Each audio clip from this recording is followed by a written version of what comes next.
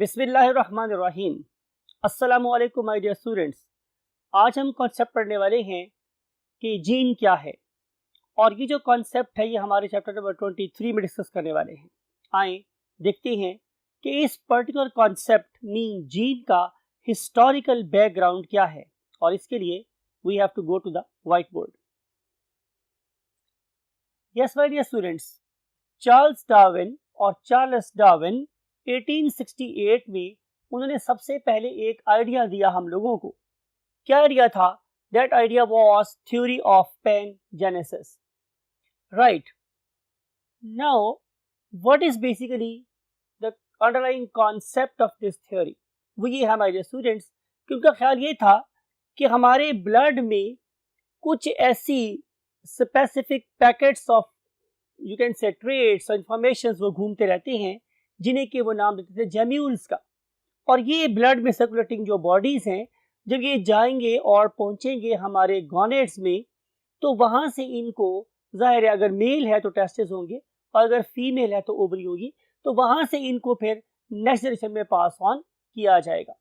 तो यहाँ पे जो इंपॉर्टेंट कॉन्सेप्ट है वो ये है कि खास किस्म के ट्रेट्स और करेक्टर्स पैकेट्स की फॉर्म में, जिन्हें हम नाम देते हैं जेम्यूल्स का, ये मूव करते हैं टू द गॉनेट्स, और वहां से वो कहाँ मूव कर जाएंगे? सेक्सुअली रिप्रोड्यूस करके अगले ऑर्गेनिज्म में पास ऑन कर जाएंगे। लेकिन क्या ये बात ठीक थी? क्या वाकई ही हमारे पास जेम्यूल सर्कुलेट कर रहे थे या नहीं कर रहे थे? इसको चेक किया सिर्फ 2 साल के बाद, 1868 के बाद 1870 में, मीन महज 2 साल के बाद फ्रांसिस गैल्टन ने क्या किया? उन्होंने रैबिट्स लिए, ठीक है, और उन पर्टिकुलर रैबिट्स को उन्होंने ब्लड ट्रांसफ्यूजन करवाई। आपको पता है, पढ़ लिखे बच्चे हैं आप लोग, कि हमारे पास डिफरेंट किस्म के ब्लड ग्रुप्स होते हैं। उन्होंने ब्लड ग्रुप को टेस्ट किया और ब्लड ग्रुप को टेस्ट करने के बाद मुख्तलिफ रैबिट्स के ग्रुप्स बना के उनके आपस में ब्लड को मिक्स करवा दिया। अगर पैनजेनेसिस की थ्योरी ठीक है या थ्योरी ठीक थी, तो उसके रिजल्ट में क्या होना चाहिए था कि आफ्टर ब्लड ट्रांसफ्यूजन मुख्तलिफ किस्म के ट्रेट्स वाले रैबिट्स प्रोड्यूस होना चाहिए थे। लेकिन उन्हें ऐसा नजर नहीं आया, बल्कि हमें ये नजर आया कि उनके जो कैरेक्टर्स हैं वो बेसिकली बिल्कुल भी दूसरे रैबिट के कैरेक्टर से बिल्कुल भी नहीं मैच खाते। लिहाजा जेम्यूल के कॉन्सेप्ट को ऑल टुगेदर नलिफाई कर दिया, रिजेक्ट कर दिया गया। फिर उसके बाद तारीख आगे बढ़ती गई और उसके अगले मजीद 20 साल के बाद, 1890s में, ह्यूगो डी व्रीज, बहुत से लोग इसे ह्यूगो डी व्रीज का नाम भी देते हैं, डिपेंड करता है कि ये कौन से इलाके की प्रोनाउंसिएशन यूज की जा रही है। बहरहाल हम लोग इसे ह्यूगो डी व्रीज का नाम ही बोलेंगे। राइट, 1890 में उन्होंने ये देखा कि जॉन ग्रेगर मेंडल ने 1900 से लेकर 1906 में जो काम पब्लिश किया था, बेसिकली उसमें जिन चीजों को ट्रेट्स कहा गया था, जिन चीजों को उन्होंने नाम दिया था एलिमेंट्रॉन्स का। क्या नाम दिया स्टूडेंट्स? एलिमेंट्रॉन्स का नाम दिया था, या उन्होंने हम लोगों ने नाम दिया था फैक्टर्स का। वो पर्टिकुलर फैक्टर्स या एलिमेंट्रॉन्स, they are not traits, rather they are basically genes. Right, उन्होंने ये बात क्यों बोली? उन्होंने ये इसमें उनकी जो बात के पीछे लॉजिक थी, रीजनिंग थी, वो ये थी कि ऐसा पॉसिबल नहीं है कि कोई चीज इंसान के ब्लड में सर्कुलेट करती रहे और फिर वो गॉनेट्स में पहुंच जाए और वहां से वो ट्रांसफर टू नेक्स्ट जनरेशन, बल्कि कॉन्सेप्ट दिया गया इंट्रासेलुलर फैक्टर का या इंट्रासेलुलर पेंजीन्स का। यानी कि जो पेंजीन्स हैं या पैकेट्स ऑफ जीन्स हैं, वो हमेशा इंट्रासेलुलर मीन सेल्स के अंदर रहते हैं, सेल से कभी बाहर नहीं आते। तो उनके माइंड में उन्होंने अपनी अक्ल सलीम को इस्तेमाल करते हुए, जॉन ग्रेगर मेंडल के वर्क को देखते हुए, इंडिपेंडेंटली क्या कंक्लूड किया कि जो फैक्टर्स हैं वो बेसिकली सेल के अंदर ही रहते हैं, वो कभी भी ब्लड में सर्कुलेट नहीं करते। राइट, फिर विल्हेल्म जिनासन और विल्हेल्म जोहानसन, मैं फिर बोल रहा हूं कि जो प्रोनाउंसिएशन है वो डिपेंड करती है, वेरी करती है एरिया टू एरिया। तो बहुत से लोग इसे विल्हेल्म जोहानसन प्रोनाउंस करते हैं और बहुत से लोग इसे विल्हेल्म जोहानसन प्रोनाउंस करते हैं, दोनों ठीक है। इन्होंने 1909 में इन पर्टिकुलर फैक्टर्स को, एलिमेंट्स को, जेम्यूल्स को, सब को नलीफाई कर दिया और उन मिसलीडिंग कंफ्यूजिंग वर्ड्स को सिर्फ एक ही वर्ड से रिप्लेस कर दिया और उस वर्ड का नाम क्या था? जीन। ये बात है हमारे स्टूडेंट्स 1909 की। तो 1909 में पुरानी सारी डिबेट्स को खत्म करके एक लफ्ज से बदल दिया गया और वो लफ्ज मेरे पास क्या था? जीन। लेकिन याद रखने वाली बात यह है कि विलियम बैटिसन ने इस पर्टिकुलर लफ्ज के डिस्कवर होने से पहले ही एक टर्म कॉइन कर दी थी और उस टर्म का नाम क्या था? जेनेटिक्स। यानी कि ये हमारे पास बायोलॉजी की वो वाली ब्रांच होगी, शाख होगी कि जिसके अंदर हम ट्रेट्स को, करेक्टर्स को, जेम्यूल्स को या जीन्स को ट्रांसफर होते देखेंगे from one generation to the next generation और फिर उसके अंदर आने वाली वेरिएशंस को देखेंगे। तो जो ब्रांच ये सारी चीजें स्टडी करेगी उसे विलियम बैटिसन ने 1906 में जेनेटिक्स के नाम से कॉइन कर दिया था। देखते हैं मेरे स्टूडेंट्स कि ये सारी जो थी बैकग्राउंड हमारी मॉडर्न साइंसेस इस पर्टिकुलर चीज जिसे हम जीन के नाम से जानते हैं कैसे डिफाइन करती है और उस पर्टिकुलर चीज तक पहुंचने के लिए किसके साइंटिस्ट के वर्क को बहुत ज्यादा पजीराई मिली है। इसके लिए we have to go to the next part of the board.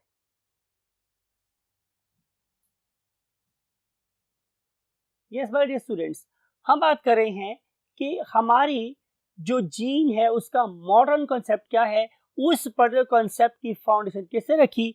तो answer is this particular term gene, इसकी जो फाउंडेशन थी या जो बेस थी उसका वर्क डेफिनेटली किसने किया था? जॉन ग्रेगर मेंडल ने। जॉन ग्रेगर मेंडल ने सबसे पहले इस टर्म को इस्तेमाल किया था और यू नो वेरी वेल कि this particular scientist it has done a lot of work on Pisum sativum, जिसे हम लोग पी प्लांट के नाम से भी याद करते हैं और आप लोग इनकी बहुत सारी डिटेल्स जाहिर है पढ़ चुके हैं अब तक, राइट। उन्होंने इस पर्टिकुलर चीज को कि जिसे आज हम जीन के नाम से जानते हैं उसे से क्या नाम दिया था? यू नो वेरी वेल कि उसे हम नाम देते थे फैक्टर्स का, या हम लोग उसे नाम देते थे ट्रेट्स का, या हम लोग उसे नाम देते थे एलिमेंट्रॉन्स का, राइट। तो ये सारी की सारी टर्म्स इस्तेमाल की गई जॉन ग्रेगर मेंडल की तरफ से, लेकिन ये सारी की सारी चीजें ही हीगो और ह्यूगो डी वरीज तो को इस नतीजे तक पहुंचाने में कामयाब हुई कि जाहिर है जेम्यूल्स नहीं होते बल्कि जेम्यूल्स सिर्फ हर सेल के अपने अंदर पाए जाते हैं। That is called as a concept of intracellular gemmule. आज हम लोग उस पर्टिकुलर चीज को कि जिसे जॉन ग्रेगर मेंडल फैक्टर बोलता था, ट्रेट बोलता था, एलिमेंट्रॉन बोलता था, या हम लोग बात करें अगर चार्ल्स डार्विन की जिसे वो जेम्यूल बोलता था, आज हम उसे क्या बोलते हैं? आज हम उसे नाम देते हैं हमारे students only one name and that very name is called as the gene। ये सारी की सारी बातें तो हो गई स्टूडेंट्स पुरानी। आज हम जीन को एक नए जोहत में देखते हैं, एक नए स्टाइल में देखते हैं। आज वो नई जोहत, नया स्टाइल ट्रेट नहीं है, करैक्टर नहीं है, बल्कि वो एक बायोकेमिकल सब्सटेंस है और उस बायोकेमिकल सब्सटेंस को आज आप लोग न्यूक्लिक एसिड्स के नाम से जानते हैं। You know that may be the DNA और that may be the RNA. लेकिन सवाल यह है कि क्या सारे का सारा डीएनए या आरएनए जीन है? तो आंसर इज नो। जीन तो किसी भी डीएनए का एक छोटा सा पार्ट है। स्टूडेंट्स देखें, मैंने आप लोगों के लिए पहले से लिख रखा है कि इसमें कितनी बातें अहम हैं इस डेफिनेशन के अंदर। तो स्टूडेंट्स पहली सबसे अहम बात यह है कि ये एक न्यूक्लियोटाइड का सीक्वेंस होता है। ये पहली बात है, ये तो एक सीक्वेंस ऑफ न्यूक्लियोटाइड है जो एक पीस है किसका? डीएनए का। दूसरी बात है एक छोटा सा piece of DNA which encodes. अब यहाँ पे ये जो टर्म है एनकोड, ये बड़ी इंपॉर्टेंट है। Third thing is encode the sequence of amino acid of a particular polypeptide. चौथी बात है स्टूडेंट्स अमाइनो एसिड और पांचवी बात है मेरे पास पॉलीपेप्टाइड। क्या मतलब होगा हमारे स्टूडेंट्स? आए हम एक डायग्राम बना के समझते हैं। पढ़े लिखे बच्चे हैं आप, ये भी कॉन्सेप्ट आप लोगों को है कि अगर मेरे पास एक सेल है तो सेल में ये क्या प्रेजेंट है? न्यूक्लियस। न्यूक्लियस में क्या प्रेजेंट होते हैं? जाहिर है क्रोमोसोम। तो इन पर्टिकुलर क्रोमोसोम के अंदर क्या प्रेजेंट होता है? DNA, right, and that very double stranded DNA it always give rise to messenger RNA, and you know very well messenger RNA is always a single stranded structure, right? And then this particular messenger RNA then comes or go to the ribosomes, और आपको पता है कि ribosomes क्या करेंगे? Translation करेंगे, देखेंगे कि इस पर्टिकुलर डीएनए ने एक कोडेड मैसेज, खुफिया पैगाम जो मुझे मैसेंजर आरएनए की फॉर्म में दिया है, उसमें कौन कौन से अमीनो एसिड्स हैं और वो किस किस तरतीब से लगे हैं। जब डिफरेंट अमीनो एसिड आपस में किसी खास तरतीब से लग जाएंगे तो they will constitute a polypeptide. तो दोबारा से देखते हैं कि ये डीएनए का या आरएनए का एक ऐसा सीक्वेंस होता है जो किसी एक पॉलीपेप्टाइड जो किसने बनाया था? राइबोसोम ने, उसके अंदर अमीनो एसिड की तरतीब को एंश्योर करता है। अगर अमीनो एसिड खराब हो जाएंगे या अमीनो एसिड की तरतीब खराब हो जाएगी तो डेफिनेटली हमारी पॉलीपेप्टाइड भी बिगड़ जाएगी, वो अपना फंक्शन परफॉर्म नहीं कर सकेगी। नाउ वी वांट टू सी कि ये पर्टिकुलर जीन्स हमारे सेल्स के अंदर या हमारी बॉडी में कहाँ कहाँ एग्जिस्ट करते हैं, और उसके लिए we have to go to the last part of the board. Yes my dear students, अब हम बात करेंगे कि ये जीन्स कहाँ लोकेट करती हैं। तो उसके लिए आपकी बुक हमें क्या बता रही है कि जीन्स हमारे हर सेल के अंदर मौजूद होती हैं और वो खास थ्रेड लाइक स्ट्रक्चर पर लोकेट करती हैं कि जिन्हें हम लोग क्रोमोसोम्स का नाम देते हैं। तो क्रोमोसोम्स का घर क्या है? न्यूक्लियस। और जीन का घर क्या है? Chromosome, right. जैसे आपको पता है कि हर इलाके का एक एड्रेस होता है, आपके घर का भी एक एड्रेस होगा। सिमिलरली हमारी जीन्स के भी एड्रेसेस होते हैं और हम उन्हें एड्रेस कर सकते हैं, बता सकते हैं कि ये वाला जीन इस क्रोमोसोम की इस लाइन पे प्रेजेंट है। जैसे कि आपका घर भी किसी खास लाइन में होगा, किसी खास सड़क के ऊपर होगा, ऐसे ही जीन्स भी क्रोमोसोम पे किसी खास मकाम पे लोकेट करते हैं। उस पर्टिकुलर मकाम को हम लोग लोकस के नाम से जानते हैं। और अगर मैं मोर नंबर ऑफ जीन्स की बात करूंगा तो जाहिर है they will occupy more number of lines. तो जब नंबर ऑफ लाइंस ज्यादा हो जाएंगी तो हम लोग उसे लोसाई का नाम देंगे, राइट। तो माय डियर स्टूडेंट्स, अब पता चल गया कि जीन्स बेसिकली हर सेल के क्रोमोसोम के हर न्यूक्लियस में क्रोमोसोम के अंदर किसी खास मकाम पे पाई जाती है, राइट। अब हम बात करेंगे कि क्या जीन सिर्फ और सिर्फ एक ही फॉर्म एग्जिस्ट करती है? तो आंसर इज नो। जीन की मेरे पास क्या हो सकती हैं? वैरायटीज हो सकती हैं। जैसे कि हम तमाम लोग आपस में जो दूसरे को देख रही हैं वो क्या है? वो सारे इंसान हैं, लेकिन क्या सारे इंसानों की शक्लें जैसी हैं? तो आंसर इज नो। सबका एक ही नाक है, दो आंखें हैं, दो कान हैं, एक मुंह है, राइट, लेकिन still we are different from one another. वो जो डिफरेंसेस है वो क्या है? वो वेरिएशंस है। ऐसे ही हमारी जीन्स के अंदर भी वेरिएशंस आती रहती हैं in the terms of arrangement of the nucleotides, और उसके रिजल्ट में वेरिएशन के साथ ही क्या चेंज होते रहते हैं? अमाइनो एसिड, जिससे जाहिर है पॉलीपेप्टाइड में क्या आती है? चेंज, और इवेंचुअली उससे बने हुए प्रोटीन भी क्या हो जाती है? चेंज। तो इस लिहाज से जीन्स की माइनर वेरिएशंस एक नई फॉर्म ऑफ जीन डेवलप करती हैं। That alternate form of gene is called as allele, और अलील भी बहुत से लोग इसे बोलते हैं, राइट। तो अब अगली बात कि क्या जीन या अलील मुख्तलिफ ऑर्गेनिजम्स में मुख्तलिफ जगहों पर हो सकती हैं? तो आंसर इज नो। अगर ये सेल एक इंसान का है तो उस पर्टिकुलर इंसान के अंदर तमाम इंसानों के मैं सेल ले लूं, मैंने 1000 सारे इकट्ठे कर लिए, मुख्तलिफ, कोई ऑस्ट्रेलिया से, कोई अमेरिका से, कोई कनाडा से, कोई चाइना से, ब्ला ब्ला ब्ला, लेकिन अगर वो सारे के सारे सेल इंसानों के हैं तो किसी एक खास जीन को फाइंड करने के लिए मुझे उसी क्रोमोसोम के उसी लॉकस पे ही जाना पड़ेगा। इट मींस कि पोजीशन ऑफ द जीन और the same trait it remains constant, ये हमेशा एक ही पॉइंट पर रहते हैं। फॉर एग्जांपल, अगर हम बात कर रहे हैं अपने ब्लड ग्रुप सिस्टम की, तो यू नो कि मेरे पास ब्लड ग्रुप ए भी हो सकता है, बी भी हो सकता है और ए भी हो सकता है। इस सारे के सारे ब्लड ग्रुप को एक ही जीन कंट्रोल कर रहा है जिसे हम बोलते हैं आई जीन, और यूनिवर्सली आप दुनिया में कहीं से भी इंसान का सेल उठा लाएं, उसे क्रोमोसोम नंबर 9 पे ही आपको ब्लड ग्रुप का जीन मिलेगा। वो अलग बात है कि इसकी बहुत सी एलील्स हैं, बहुत सी वेरिएशंस हैं। फॉर एग्जांपल अगर हम देखें तो इस पर्टिकुलर आई के ऊपर जीन ए भी एग्जिस्ट कर सकता है, और इसी के ऊपर जीन भी एग्जिस्ट कर सकता है, और इसी आई के ऊपर स्मॉल आई जीन भी एग्जिस्ट कर सकता है। ये तीनों के तीनों जीन एक ही ट्रेट को कंट्रोल कर रहे हैं, एक ही कैरेक्टर को कंट्रोल कर रहे हैं, and that very character is nothing other than blood group. तो ये तीन क्या होंगी, उसकी वैरायटीज होंगी।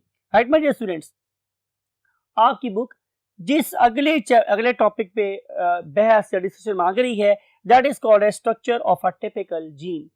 आपको बताना माय डियर स्टूडेंट्स ये है कि किसी भी एक जीन को, यानी कि जो एक पॉलीपेप्टाइड के बनने को कंट्रोल कर रहा है, उसको हम 3 पार्ट्स में डिवाइड कर सकते हैं। ये पहला पार्ट है। This very part is called as regulatory region of the gene. ये मेरे पास सेकेंड पार्ट है, it is called as structural region of the gene. और ये जो लास्ट पार्ट है, it is called as terminator, यानी कि हम जीन को स्टार्ट यहां से करवाएंगे। It is also called as initiation zone, it is called as elongation zone, it is called as termination zone. तो 3 जोन्स के मिलने से हमेशा हमारा एक जीन बनता है। अगर मैं आप लोगों से रेगुलेटरी जीन की बात करूं तो यहाँ पे 2 बड़े बड़े इंपॉर्टेंट जोन पाए जाते हैं। राइट, उसको हम अपनी आसानी के लिए कुछ इस शक्ल से और कुछ इस शक्ल से डिनोट कर लेते हैं अपनी आसानी के लिए। तो ये मेरे पास जो पहला जोन है, it is called as P zone और प्रोमोटर जोन, और ये वाला जो मेरे पास जोन है, it is called as O zone और ऑपरेटर जोन।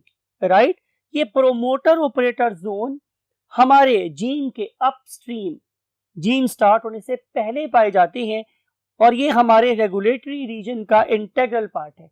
याद रखिएगा माय स्टूडेंट सभी से कि ये जो मेरे पास पार्ट है, ये मेरी जीन के एक्सप्रेशन को, जीन के इजहार को या तो रोकेगा या बनवाएगा।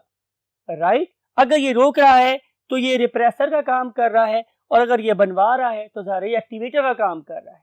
और जब जीन बन जाएगा तो उसके एंड पे एक ऐसा सिग्नल लगा होता है जो इस पर्टिकुलर प्रोसेस को, मींस ट्रांसक्रिप्शन को या ट्रांसलेशन को रोक देता है। ऐसा भी हो सकता है माय डियर स्टूडेंट्स कि इस पर्टिकुलर रेगुलेटरी रीजन के आगे, इस पर्टिकुलर स्ट्रक्चर पे, इस पर्टिकुलर रीजन में एक स्ट्रक्चरल जीन हो, या 2 जीन्स हो, या 3 जीन्स हो। मैं फिर दोबारा रिपीट कर रहा हूं आप लोगों की सहूलत के लिए कि ऐसा हो सकता है कि एक ही प्रमोटर ऑपरेटर रीजन इस स्ट्रक्चरल जोन में 3 डिफरेंट जीन्स को कंट्रोल कर रहा हो। अगर ऐसा हो तो हम लोग इसे पॉलीसिस्ट्रॉनिक जीन का नाम देते हैं। राइट, आमतौर पे अगर आप देखते हैं यूकैरियोटिक जीन को, तो उसमें हमारे पास एक कॉन्टिन्यूस स्ट्रेच ऑफ इंफॉर्मेशन होती है, यहाँ पे कोई फालतू डीएनए का पीस नहीं लगा हुआ होता। लेकिन अगर आप किसी यूकैरियोटिक जीन की बात करते हो तो उसमें आप लोगों को 2 जोन्स नजर आते हैं इस स्ट्रक्चरल जोन के अंदर। उनमें से एक को हम नाम देते हैं इंट्रॉन का, और एक को हम नाम देते हैं एक्सॉन का। इंट्रॉन ये वो वाले पार्ट्स हैं जो मेरे इस स्ट्रक्चरल रीजन में विदाउट एनी रीजन प्रेजेंट है, और जब हम इस पर्टिकुलर जीन को एक्टिव फॉर्म में कन्वर्ट करेंगे तो हम इन इंट्रॉन्स को बाहर निकाल देंगे। जो चीज बाहर निकल जाएगी, जो यूजलेस है, उसे हम लोग नाम के देते हैं इंट्रॉन का। लेकिन फिर हमारे पास आते हैं स्प्लाइसोसोम्स, वो इन पर्टिकुलर इंट्रॉन्स को कट करके स्प्लाइस करके बाहर निकाल देते हैं, तो बाकी बच जाता है मेरे पास एक इंतहाई खूबसूरत यूजफुल ट्रिम्ड जीन। और वो जो इंतहाई खूबसूरत ट्रिम्ड जीन है वो किसका बना हुआ है, सिर्फ और सिर्फ एक्सॉन का। राइट, अब एक्सॉन के अंदर मेरे पास क्या प्रेजेंट है, स्ट्रक्चरल जीन, फिर मेरे पास क्या प्रेजेंट है, रेगुलेटरी जीन्स। ये सारे के सारे चीजें आपस में मिलके एक फंक्शन यूनिट बना देती हैं, जिसे लोग नाम देते हैं स्टूडेंट्स क्या, ओपेरॉन का। सो ये थी वो सारी इंफॉर्मेशन जो आप लोगों की बुक में गिवन है, और हमें भी हुक्म अज़ान ला इलाहा इल्लल्लाह है कि हमने यहाँ से आगे आप लोगों को नहीं बताना, बिकॉज कि आपके बोर्ड की यही डिमांड है। तो मोस्ट इम्पोर्टेंट थिंग ये है कि आप इस पर्टिकुलर जीन की बैकग्राउंड को समझे, नंबर 1 बात। नंबर 2 बात आप ये देखें कि हम किस तरीके से कंक्लूड करने पर कामयाब हुए कि जो जीन्स हैं वो सेल के अंदर रहती हैं, बाहर नहीं आती हैं। फिर उसके बाद आपने देखा कि जीन्स की फॉर्म्स क्या हो सकती हैं, वो क्रोमोसोम में कहाँ कहाँ पाई जा सकती हैं। और आखिरी सबसे इंपॉर्टेंट बात यह है कि जीन के कितने पार्ट्स हैं और हर पार्ट की अपनी क्या सिग्निफिकेंस है। फॉर एग्जाम्पल, यहाँ पे इनिशिएट होगा, यहाँ पे एलोंगेशन होगी और यहाँ पे टर्मिनेशन होगी। इस दुआ के साथ क्या आप इस पर्टिकुलर नॉलेज को अपने लिए और इंसान के लिए फायदेमंद बना सकते हो। आई वॉन्ट टू से यू अल्लाह हाफिज।